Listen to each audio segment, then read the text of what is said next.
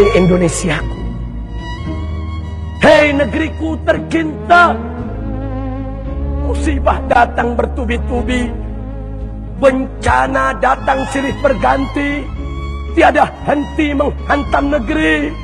Hei Indonesiaku, hei negeriku tercinta, maksiat apa yang kau perbuat, dosa apa yang kau lakukan, sehingga bencana datang bertubi-tubi menghantam negeri.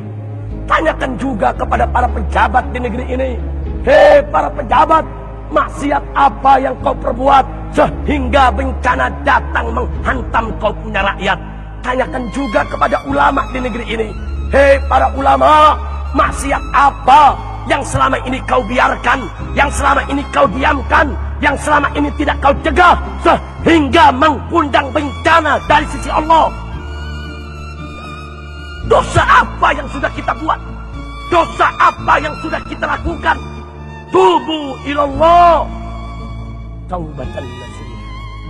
Tidak mungkin saudara Allah mengirimkan bencana bertubi-tubi kepada satu negeri yang penduduk mayoritasnya muslim, yang banyak habaib, banyak ulama, banyak kiai, banyak majelis-majelis taklim, banyak majelis-majelis zikir, kalau tanpa sabab musabab.